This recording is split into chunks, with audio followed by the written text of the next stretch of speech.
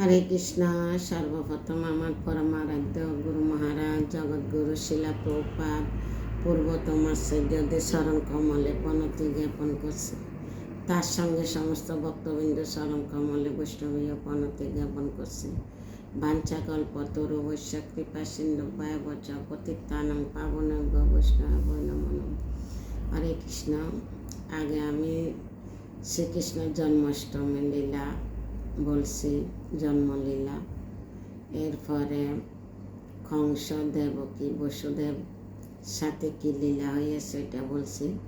প্রথম শ্রীকৃষ্ণ এই পুতনা বধ করছিল। ভগবান তিনটি কারণে জগতে আসে: সাধুদের রক্ষা করার জন্য, দুষ্কৃতিকারীদের দমন করার জন্য এবং ধর্ম সংস্থাপনের জন্য যুগে যুগে অবতীর্ণ হয়। এই অসুরগুলা দমন করার জন্য ভগবান এই জগতে আসে। আজকে হচ্ছে পুতনা বধ। পুতনা কীভাবে ভগবান শ্রীকৃষ্ণকে দুধ খাবাই মারতে আসছিল, তো লীলাটা শ্রবণ করুন। হরে কৃষ্ণ। নন্দ মহারাজ মথুরাতে গিয়েছিল কর দেওয়ার জন্য। তো ওখানে বসুদেব বলল, নন্দ, তোমার যদি কর দেওয়া হয় তাহলে তাড়াতাড়ি বৃন্দাবনে ফিরে যাও। আমার মনে হয় ওখানে কোনো অঘটন ঘটতেছে। উনি ছিলেন সত্যবাদী বসুদেব, তাই উনি ভবিষ্যৎবাণী বলতে পারতেন। তো সেই ঘটনাটা দিয়ে এই পুতনা বধ লীলাটা শ্রবণ করেন। নন্দ মহারাজ যখন ঘরে ফিরে যাচ্ছিলেন তখন বসুদেবের উপদেশের কথা তার বারবার মনে হতে লাগলো। যখন মথুরা থেকে বৃন্দাবনে ফিরে যাচ্ছে, বারবার কথাটা মনে আসতেছে। কেন এই কথাটা বলছে বসুদেব? তারপর বসুদেব বলেছিলেন সেদিন কোনো উৎপাত হতে পারে। বসুদেব অবশ্য তার মঙ্গলের জন্য এই উপদেশ দিয়েছিলেন এবং বসুদেবের বচন কখনো অসত্য হওয়ার কথা নয়। তাই ভীত চিত্তে তিনি পরমেশ্বর ভগবানকে স্মরণ করতে লাগলেন। বিপদের সময় ভগবানের শরণাপন্ন হওয়া ভক্তের পক্ষে খুবই স্বাভাবিক, কেননা তার তো অন্য কোনো আশ্রয় নেই। কোনো শিশু যখন বিপদে পড়ে তখন সেই পিতামাতা ভগবানের শরণ নেয়, তেমনি ভক্ত সবসময় পরমেশ্বর ভগবানের শরণাগত হয়। কংস তার আসরিক মন্ত্রীদের সঙ্গে পরামর্শ করার পর পুতনা নামক এক রাক্ষসীকে শহরের গ্রামে এবং গোচরণ ভূমিতে সমস্ত শিশুদের হত্যা করার জন্য নির্দেশ দেন। যেখানে ভগবানের নাম সংকীর্তন হয় না, সেখানে কেবল এই সমস্ত মায়াবী রাক্ষসী তাদের জাদুর প্রভাব বিস্তার করতে পারে। যেখানে ভগবানের নাম আছে সেখানে কোনো প্রভাব বিস্তার করতে পারে না। তো যেখানে পুতনা রাক্ষসকে পাঠাচ্ছে সেখানে স্বয়ং ভগবান আছে, সেখানে পরমেশ্বর ভগবান স্বয়ং উপস্থিত। তাই নন্দ মহারাজের এই আশঙ্কা কেবল শ্রীকৃষ্ণের প্রতি তার স্নেহের প্রকাশ কিছুই ছিল না। পাপিনী পুতনা নানা রকম জাদুবিদ্যা জানত, তাই জাদুবিদ্যার প্রভাবে সে কি অপূর্ব সুন্দরী যুবক বেশ ধারণ করল। এই পুতনা জাদুবিদ্যার মাধ্যমে অপরূপ সুন্দরী বেশ ধারণ করে তার কৃষ্ণের কাছে আসছে। তার উন্নত নিত্যন্ত নিখুঁত যুগল খানের দুল এবং কেশপাশে পুষ্পমালা বিভূষিত হয়ে সেই এক অপূর্ব সুন্দরী রূপ ধারণ করল। তার কীটত তাকে বিশেষভাবে সৌন্দর্যমণ্ডিত করে তুলেছিল। মৃদু তার রূপ মৃদুহাস্য ভ্রূণ ভঙ্গি করে সে সকলের দিকে তাকাতে লাগলো। এত সুন্দর করে হাসতেছে, এত সুন্দর করে দেখতেছে, সবাই মোহিত যাচ্ছে এবং সমস্ত ব্রজবাসীরা তার রূপে মোহিত হলো। সকল গোপীরা মনে করল যে পদ্মফুল হাতে স্বয়ং লক্ষ্মী দেবী প্রকটিত হয়েছে। শ্রীকৃষ্ণ একটা শয্যার উপরে তখন শুয়েছিলেন। সে বুঝতে পারল যে শিশুটির মধ্যে এক অজয় শক্তি নিহিত রয়েছে। পুতনা ভাবল, এই শিশুটি এত শক্তিশালী যে নিমিষের মধ্যে সে সমস্ত ব্রহ্মাণ্ডকে ধ্বংস করে ফেলতে পারবে। বুঝতে পারছে পুতনার এই চিন্তাধারার অত্যন্ত তাৎপর্য। তাই একটি ছোট শিশুর মতো শ্রীকৃষ্ণ তার চোখ দুটি বন্ধন করলেন। ভগবান বুঝতে পারছে ছোট শিশুর মতো চোখ বন্ধ করে যেন তিনি পুতনার মুখ দর্শন করতে চাইলেন না। ভগবত ভক্তরা ভিন্নভাবে শ্রীকৃষ্ণ এই চোখ বন্ধ করার কারণ বিশ্লেষণ করেছে। অনেকে বলে যে অসংখ্য শিশু গাতিনী পুতনা যে এখন তাকে হত্যা করা অভিপ্রায় নিয়ে আসছে। শ্রীকৃষ্ণ যে এত কৃপাময় যে তিনি যদিও জানতেন যে পুতনা তাকে হত্যা করার অভিপ্রায় নিয়ে এসেছে, কিন্তু তবু তিনি তাকে তার ধাত্রী বা মাতৃরূপে গ্রহণ করতে চেয়েছিলেন। বৈদিক শাস্ত্র থেকে আমরা জানতে পারি যে শ্রীকৃষ্ণ পুতনাকে মাতৃরূপে গ্রহণ করেছিলেন এবং মা যশোদার মতো বাৎসল্য রসে তার প্রতি অনুরক্ত হওয়ার সৌভাগ্য দান করেছিলেন। পুতনা তিনি জড় জগতের বন্ধন থেকে মুক্তি দান করেছিলেন। শিশু শ্রীকৃষ্ণ যখন তার চোখ বন্ধ করলেন, পুতনা তখন তাকে কোলে তুলে নিল। সে তখন জানত না যে স্বয়ং মৃত্যুকে তার কোলে তুলে নিয়েছে। পুতনা জানতে পারেন কেননা যে তিনি এত সুন্দর সজ্জাভূষিত ছিল। তাছাড়া শ্রীকৃষ্ণের প্রতি সেই যে বাৎসল্য স্নেহ প্রদর্শন করেছিল তাতে তাদের মনে কোনো সন্দেহ আসেনি।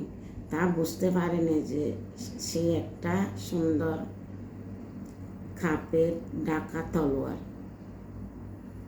পুতনা স্তনের অতি তীব্র বিষ লাগিয়ে এসেছিলেন এবং শিশু শ্রীকৃষ্ণকে কোলে নিয়ে সে তৎক্ষণাৎ তাকে তার স্তন দান করল।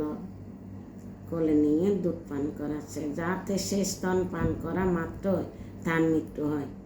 শ্রীকৃষ্ণ ক্রোধভাবে তৎক্ষণাৎ সে স্তন পান করে দুগ্ধরূপী বিষের সঙ্গে সে রাক্ষসী প্রাণবায়ু শোষণ করে নিল।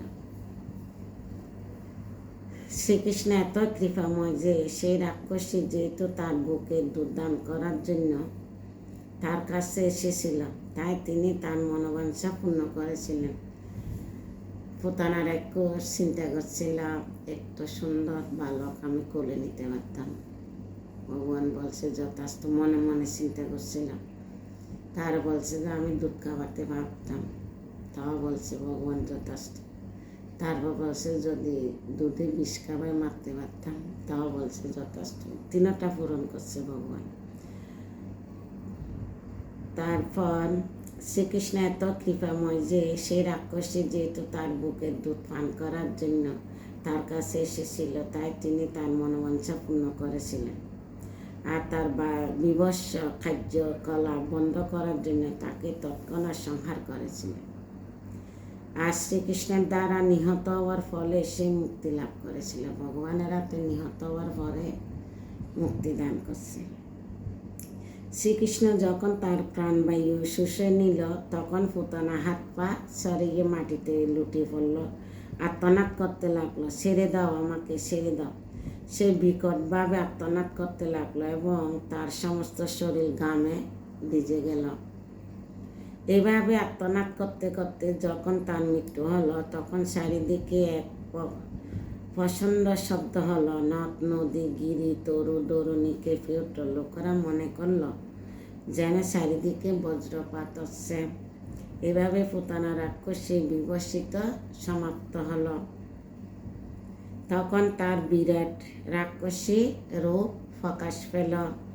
তার হাত পা সরিয়ে সে মাটিতে লুটিয়ে পড়ল এবং তার মুখ হাক করে প্রাণ চলে গেল। গোপীরা যখন দেখল যে শিশু শ্রীকৃষ্ণ নির্ভয়ে সে মৃত্যু রাক্ষসী বক্ষস্থলে খেলা করছে, তখন শীঘ্রই তারা তাকে সেখান থেকে তুলে নিলেন মা যশোদা, রোহিণী এবং অন্যান্য বয়স্ক গোপীরা তৎক্ষণাৎ সব রকমের বিষ থেকে শিশু শ্রীকৃষ্ণকে রক্ষা করার জন্য গোপুচ্ছ ভ্রমণ অর্থাৎ গোবর লেজ ধরে নিকটস্থ পর্বত প্রদক্ষিণ করলেন। মাদের প্রচলন গোমূত্র গোধূলি দ্বারা শিশুকে স্নান করালেন এবং গোময় দিয়ে তার দাদার সঙ্গে তিলক করলেন, যাতে ভবিষ্যতে আর কোনো অমঙ্গল না হয়। এবং এর থেকে বুঝতে পারি মানব সমাজে গাভী কত প্রয়োজনীয়। শ্রীকৃষ্ণ দিব্য শরীরে কোনো প্রতিরক্ষার প্রয়োজন হয় না, কিন্তু গাভীর উপযোগিতা এবং প্রয়োজনীয়তা সম্বন্ধে আমাদেরকে শিক্ষা দিচ্ছে। এভাবে মা যশোদা শ্রীকৃষ্ণের বিভিন্ন অঙ্গ রক্ষা করার জন্য বিষ্ণু বিভিন্ন নাম কীর্তন করতে লাগলেন। মা যশোদা স্থির বিশ্বাস ছিল যে ডাকিনী, জাতুদানী, কুমাণ্ডুর, রাক্ষস এদের প্রভাবে মানুষ তাদের অস্তিত্বের কথা ভুলে যায় এবং প্রাণবায়ু ইন্দ্রিয়ের উপর উৎপাত করে এবং ফলে মানুষ উন্মত্ত হয়ে কখনো এদের স্বপ্নে মহা উৎপাদের সৃষ্টি করে। বৃন্দাবনে বয়স্ক গোপীরা শ্রীকৃষ্ণের প্রতি ভালোবাসা এত নিমগ্ন ছিলেন, সে তাকে রক্ষা করার জন্য আকুলভাবে উঠেছিলেন। যদিও তারা ভগবানের রক্ষার কোনো প্রয়োজন হয় না, কিন্তু ইতিমধ্যে নিজেকে রক্ষা করছে। তারা জানতেন না যে শ্রীকৃষ্ণ হচ্ছেন পরমেশ্বর ভগবান। নন্দ মহারাজ বসুদেবের ভবিষ্যৎবাণী কথা স্মরণ করলেন এবং ভাবলেন তিনি নিশ্চয় একজন মহান ঋষি এবং যোগী, তা না হলে কি করে তিনি মথুরা থেকে ব্রজের এই উত্তাদের কথা। তখন নন্দ মহারাজ মথুরা থেকে আসি দেখ সেই ঘটনা হয়েছে। তখন ভাবল বসুদেব নিশ্চয় মহাত্মা, তো ভবিষ্যৎবাণী করে দিছে তাড়াতাড়ি যাও, বৃন্দাবনে কোনো অঘটন হচ্ছে। তা উনি এই কথাটা প্রকাশ করলেন। তখন সুগন্ধযুক্ত ধূপ উদ্যোগী হচ্ছিল শ্রীকৃষ্ণের দ্বারা অত হওয়ার ফলে তিনি সুগন্ধযুক্ত ধূপ উদ্যোগী থেকে বোঝা যায় যে পুতনা তার সমস্ত ফাঁদ থেকে মুক্ত হয়ে দিব্য শরীর লাভ করেছিলেন। পুতনার চিতার আগুনে ধোঁয়ার সুগন্ধ আঘ্রাণ করে ব্রজবাসীরা বিস্মিত হয়ে এক অপরকে জিজ্ঞাসা করতে লাগলেন, এই সৌরভ কোথা থেকে আসছে? একজন একজনকে জিজ্ঞাসা করছে। অবশেষে তারা বুঝতে পারলেন যে এই সুবাস পুতনার দুগ্ধ শরীর থেকে আসছে। অবশেষে তারা সকলে শ্রীকৃষ্ণের প্রাণের থেকে অধিক ভালোবাসতেন।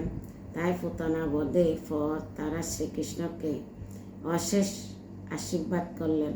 পুতনাকে জ্বলাবার পর নন্দ মহারাজ ফিরে এলেন এবং শিশু শ্রীকৃষ্ণকে তার কোলে বসিয়ে পূর্ণ তার মস্তক আঘ্রাণ করতে লাগলেন। এভাবে তিনি শ্রীকৃষ্ণের সুরক্ষা সম্বন্ধে আশ্বস্ত হলেন।